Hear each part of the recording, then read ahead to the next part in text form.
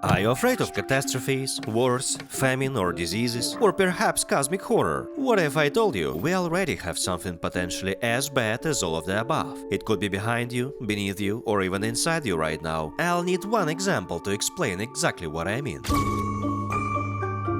It was an irregular beginning to another seemingly regular summer. The temperature was unusually high, exceeding all standards and forecasts. It led to suffocating wildfires, droughts, and catastrophes across the world until people couldn't leave their homes during the day, afraid of being burned to a crisp. Humanity had to get used to staying inside their houses during the daytime and only going out at night like vampires. That's when it got worse. News reports delivered a shocking revelation. People had started noticing visitors. These were creatures that looked like humans but had no moral compass, and they didn't hesitate to stab a person or two until they looked like a Lego set taken apart, as thanks for letting them inside your house. They couldn't survive outside when the sun was blazing, so they needed to be indoors. The problem was, you never really know who was a visitor and who wasn't. Some survivors you let inside spoke about their own encounters with visitors. They claimed that visitors were the reason they had left their homes in the first place. Survivors shared different observations from close contact. Some believed visitors were government experiments to reduce the population. Others thought they were aliens or the Walking Dead. Nobody knew for sure. One fact, however, remained. A visitor was a human who had come into contact with an undetermined biological agent. Eventually we learned more. Some visitors really were the Walking Dead. They had literally dug themselves out of their own graves and were now roaming the earth. Among many symptoms, they were ripped out or dirty nails, as if they had dug through the ground with bare hands, and insects inside their ears, a sign that they had been underground for a long time. Another type of visitor was the infected living, people who hadn't died before but still carried the infection. Their symptoms included red eyes, fungal growth under their armpits, or sometimes perfectly white teeth, though that last one was questionable evidence. And then there was another, special kind of visitor, the Pale Man. The Pale Man lurked around detached houses and killed lonely hosts. He looked and moved quite differently from the other visitors. Unlike them, he wasn't afraid of face-to-face confrontation and was capable of taking down a squad of armed soldiers. The thing is, according to a bearded man, the Pale Man used to be an ordinary person, but he became so deeply infected that it completely changed his personality. That means the Pale Man was highly unlikely to be the original source of infection. Instead, he was something else. The government created FEMA units to investigate this mystery. These were men in yellow hazmat suits who hunted visitors, capturing them for secret experiments. All their studies were kept hidden, probably to keep the public from panicking. You all remember during the COVID epidemic when some people deliberately spit on others, don't you? One of the few things FEMA discovered was this: under no circumstances must a visitor's body be burned, because fire spreads the contaminating agent. Please subscribe to my channel and give a like to protect yourself from this thing. So here is my theory. Visitors are nothing more than fungi.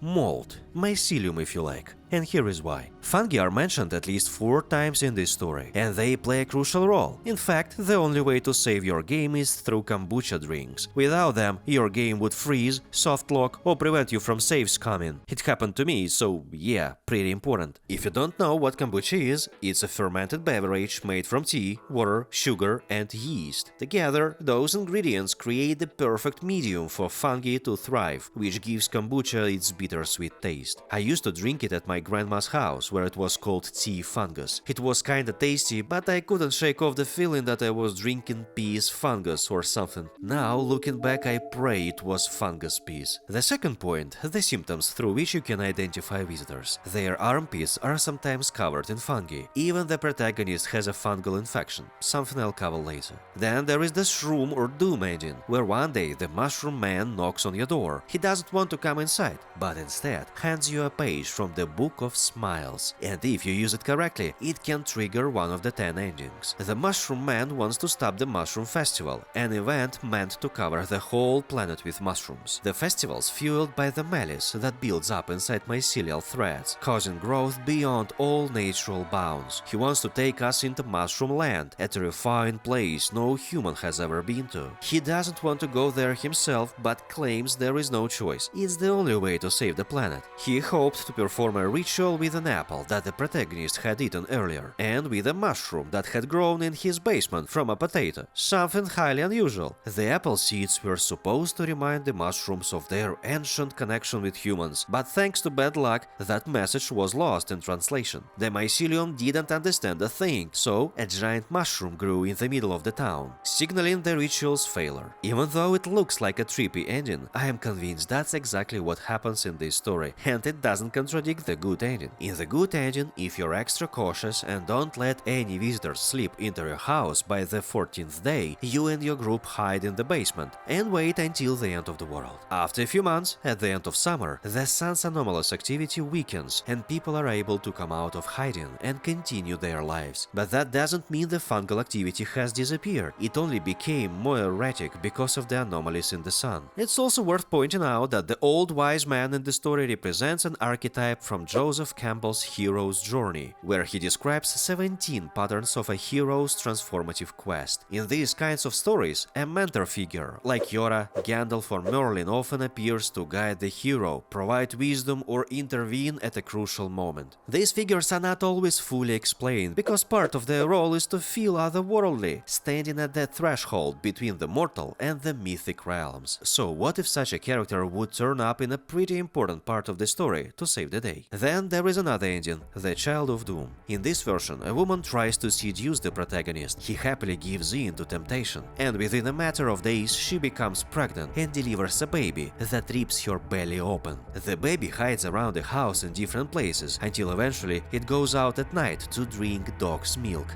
Gross, yeah. In the following days, the world becomes shrouded in fog, and the child goes missing. While wandering, the protagonist stumbles upon a group of lunatics with wings who attempt to tear the baby apart. Shocked, the protagonist shoots blindly somewhere.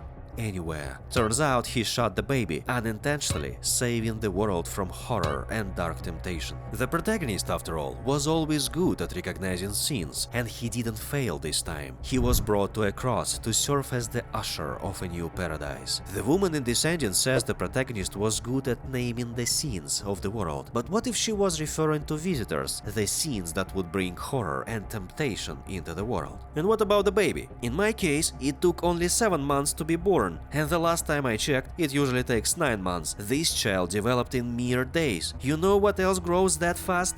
Fungi. And that's. She could have been infected, and if we take into account that the protagonist himself already carried a fungal infection, then together they could have given a birth to the true Child of Doom, a superior fungal host, a destroyer of humanity if you wish. This Calamity Child concept isn't new. It shows up in H.P. Lovecraft's The Dunwich Horror, where a half-human, half-great old one spawn of Yog-Sothoth grows at a monstrous rate as part of a plan to open the world to his terrifying twin.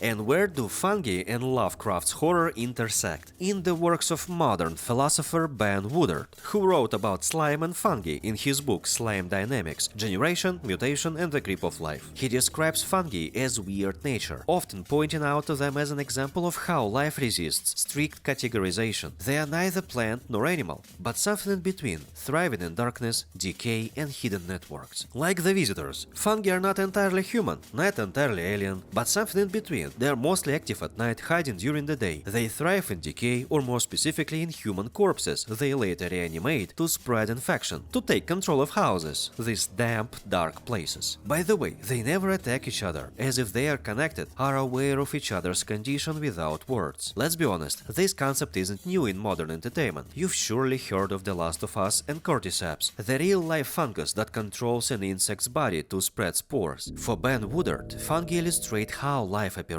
beyond human-centered perspectives. They break down matter, recycle death into life, and undermine the idea of clear separations between living and non-living. He writes, the slime mold, the fungus, appears as the same kind of matter, but one that is active on its own accord. The fungal begins to escape and contort the bounds of our way of thinking of life in an external fashion. This concept shakes up our perception of life itself. For fungi like Cordyceps, piloting insects is simply a continuation of life through eventual natural death. For humans, however, it seems grotesque and inhumane. Yet, before we criticize, perhaps we should try to walk a mile in Cordyceps' shoes. Please, dear Mr. Cordyceps, don't kill me when the end of the world comes by your spores. Also special thanks to ChatGPT. I love you, almighty I. Woodard also treats fungi as philosophically weird in the Lovecraftian sense. They embody an alien vitality that is both creative and destructive. Their sprawling, unseen mycelial networks disturb the human need for order and stability. He writes, fungus is ancient and always in the orbit of death, decay, and dampness. At the same time, mycelium can be used for good, like penicillin, or the development of biodegradable fungi coffins to prevent chemicals from traditional coffins leaking into the soil. But it can also be invasive and dangerous, like black mold. So, basically, for Woodard, fungi symbolize the strange, entangled, unsettling process of nature that challenge human categories. They highlight a world that operates on its own logic, often hidden, transformative, and indifferent to us, until it invades human nature and minds,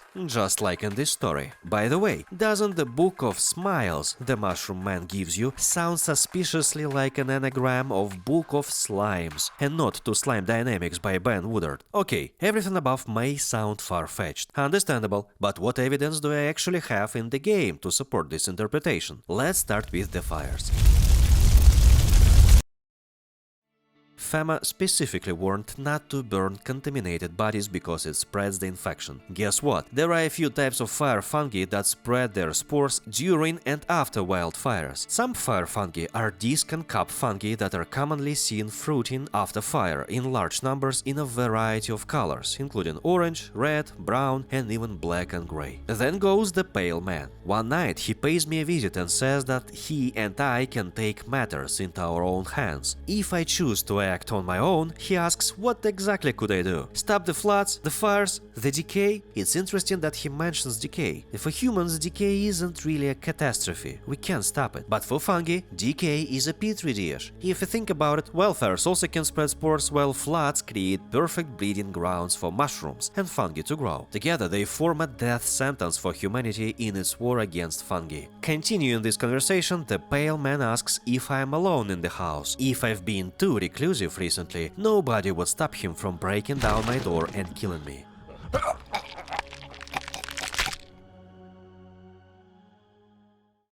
The following months, after the anomalous heat ended, nobody would ever come close to this house, considering this place a bad omen. The Pale Man would pass by the house and mushrooms would grow under his feet. Too far-fetched again? Okay, let's move on. In another conversation, the Pale Man mentions that the change is haunting me, as if I had already inhaled spores that were turning me into a visitor. The signs: perfectly white teeth, fungal infection in the armpits, and uncontrollable urge to kill. And I have the gun to prove time and time again I can satisfy that urge. You know how many times the game makes you do it? Plenty. After all, fungi need decay to exist. What if it's in my instincts, unconsciously, uncontrollably, to provide that decay so new life can grow? No, I tell myself, I am a human. Then the Pale Man adds, one of my ilk is deathless now. Another guest who asks for shelter uses a synonym for deathless: immortal. He is surprisingly aware of everything happening around him. He claims that he and I are immortal, but in different ways. After death, he says, we reincarnate, live again, die again, and continue the cycle. If you'd seen what I've seen, he tells me, you'd understand. He believes the visitors were once human, but reborn in another form. He can't explain how nature works, but he believes it may be responsible. Did I mention that he is searching for his daughter? He insists that if he fails to find her in this life, he'll find her in another, because we never truly die. Almost as if he could locate her in the mycelium threads. The next day he reveals why FEMA is after him. He was at the epicenter when the epidemic began, on the outskirts of the town. He saw people crawling out of the ground. Afterward, FEMA insisted that there was nothing supernatural going on. When I check him for symptoms, he fails most of the tests. Two stand out: insects crawling out from his ears and ripped out nails, meaning he had been buried. In every one of my playthroughs, this guy turns out out to be a visitor. His existence and experience show us that this unidentified agent was in the ground all along,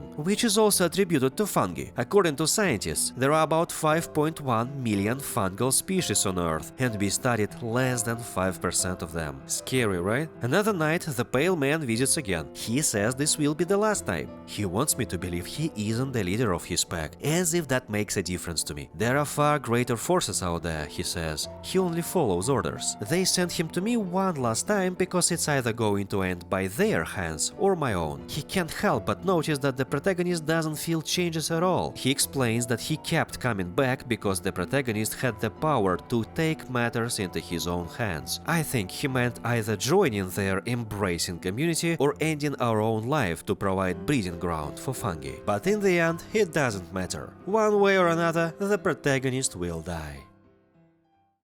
Did you know mycelium sends signals through its network of threads? Some researchers even call it a fungal nervous system. It transmits electrical impulses to coordinate growth, respond to stress, and detect obstacles. One big system that sends small impulses to deal with tasks. Impulses wearing only genes. There is another occurrence you can't turn the blind eye on. Packs of stray dogs. The Pale Man, the news, another guest, and the Child of Doom engine bring up dogs. The Pale Man once said, "Dogs rule the world now. Only dogs survive here." At night, when looking out the windows, I could see packs of dogs searching for food. The news reported the same across the country. And then there was the fancy-looking guest. He tried to take over the house, grab my weapon, and start his own gang, like in the old days. He spoke about dog packs too. Because of their nature, he said, dogs never question the decisions of an alpha. And I am no alpha. I can't stand my ground and firmly decide who lives and who dies. I take my time jeopardizing my pack. The real alpha has no hesitation. If it orders to kill an infected dog, other dogs do it without hesitation as one coherent organism. The Pale Man compares his mycelial way of life to a dog pack. They have one single goal: survival and reproduction, an unconditional drive for life. Arthur Schopenhauer once described dogs as creatures that live authentically, without hypocrisy or deceit. Unlike humans, they aren't distracted by appearances. Whether someone looks like a bum or has rotten teeth, dogs rely on their incredible sense of smell. They are the best at tracking down truffles, and unlike pigs, they are smart enough not to eat them. That's why the Pale Man says there are dogs inside humans now. He places his own species on the same level as dogs. Unlike humans, dogs and fungi aren't fighting to be at the top of the food chain. They simply want to exist. If everything else burns, floods, or decays, something will always find a way to capitalize on it. That's the essence of survival of the fittest. When the anomalous heat burns people to a crisp, drives them insane, and turns them into murderous maniacs who collect fingers and ears just for sport. Obviously, that doesn't help humanity thrive. Meanwhile, other species are quietly adapting and learn to live hand in hand. What if the heat waves caused fungi to mutate in abnormal ways? They began searching for survival strategies, like possessing bodies and feeding on decay. Fungi may simply have been quicker to adapt and blend in with humanity to consume them. And honestly, I can't even say that's entirely bad. From a human perspective, yeah, it's cruel. Nobody wants to lose themselves, their memories, feelings, or sensations, but life always finds a way, no matter what it takes. It doesn't care about our point of view. To be honest, sometimes it feels like we don't need any external force to destroy ourselves.